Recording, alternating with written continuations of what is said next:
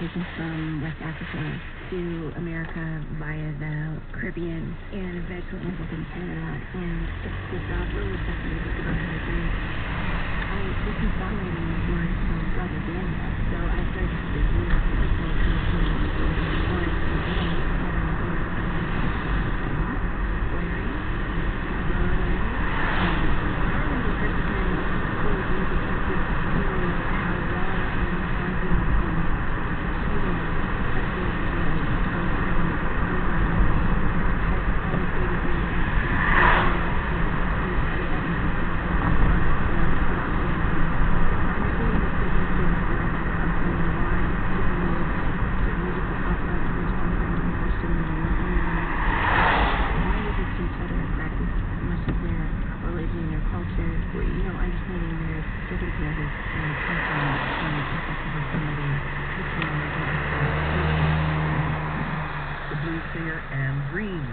talking about reading The Book of Negroes by Lawrence Hill.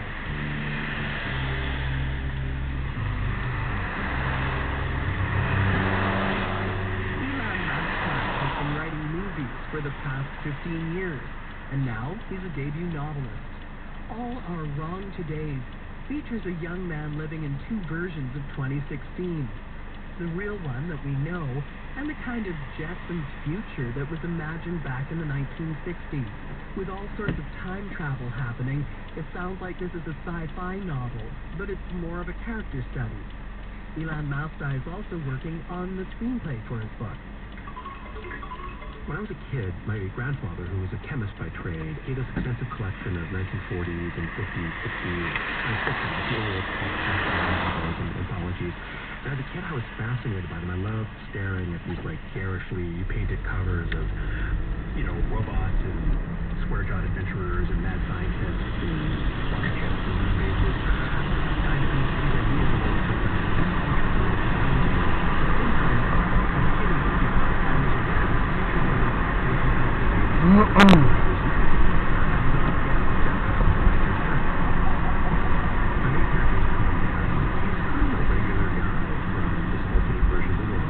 It's a world where, science and technology have transformed pretty much every aspect of life far more expansively than they have in our version of the world. The Tom himself isn't some genius scientist. He's not particularly smart or ingenious. He's a first developer.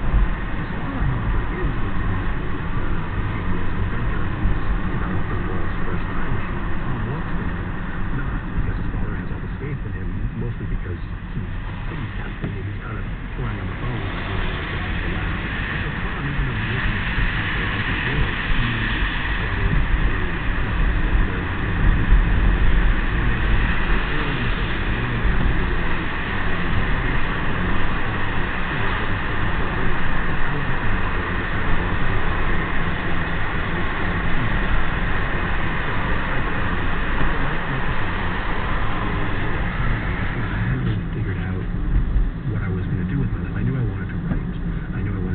but going from wanting to be a writer to actually being a professional writer seemed like just such a huge leap. I didn't even know how you started. But in some ways, I think if there's one kind of last gift my mom gave to me, it was a sense of what really matters, the people that you love, your family, and your dreams. Tom in the book, he doesn't get to have that conversation with his mother, and he's reeling and making a lot of bad decisions, letting his emotions out of judgment, and it has catastrophic results, not just for his life, but for literally the space-time continuum. Ilan Mafta talking about his debut novel, All Are Wrong Today.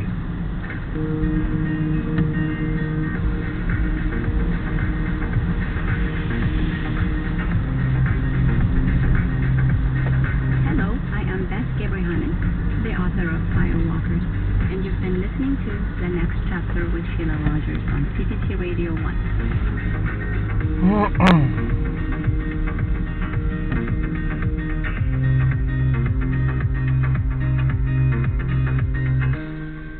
Take one couple, a man and a woman. They're happy and caring and committed to each other. But then the man finds he has a crush on another woman, and his partner encourages him to ask her out on a date. That launches the story of Catherine and Chris, whose romantic life takes some intriguing twists and turns as they reveal their open relationship to other people. Next Year for Sure is the title of the book, and it follows a year in the life of Catherine and Chris as they try to navigate their love for each other and non-monogamy. This is the debut of the next chapter. Hi, Sheila. It is a pleasure to be here. Well, I think what I really want to do first of all is give a little shout out to the smaller literary magazines of this country who have held you up before you wrote the novel. Yes, please. Okay, so you were in the Journey Prize anthology, the Malahat Review. It goes on and on and on, but I love how this is the way it should be. Yeah, I sent the first chapter as a short story to the Malahat Review, and they accepted it. It was the first thing I'd ever published, and it really set me on the path to get the novel finished. What were you doing before? Well, I was doing before what I'm doing now, which is working as a librarian. I work as a public librarian, and I would say every other day I'm with the kids playing a ukulele and singing funny songs, and then on the alternate days I'm a grown-up, and I talk to grown-ups about grown-up things at the library.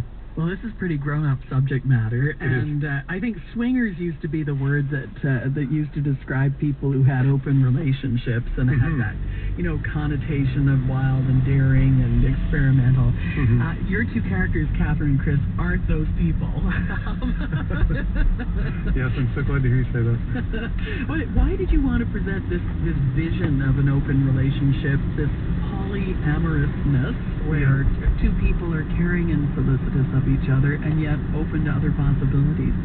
Well, I think there's two things. I think on one hand, I did want to upend some of those stereotypes about people in open relationships or people in poly relationships, that it's all about the sex or it's this crazy deviant lifestyle.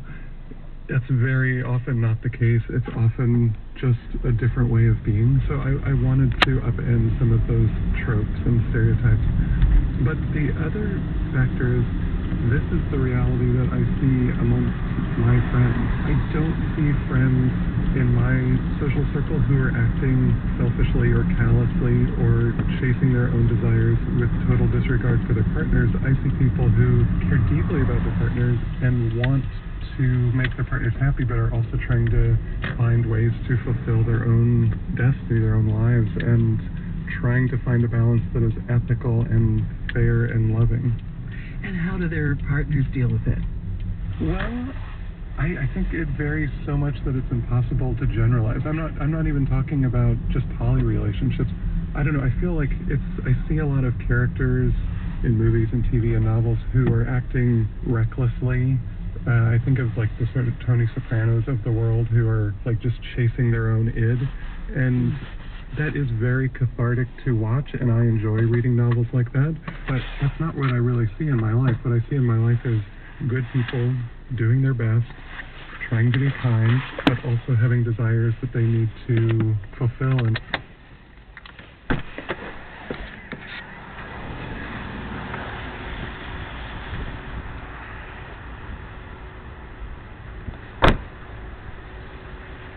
oh.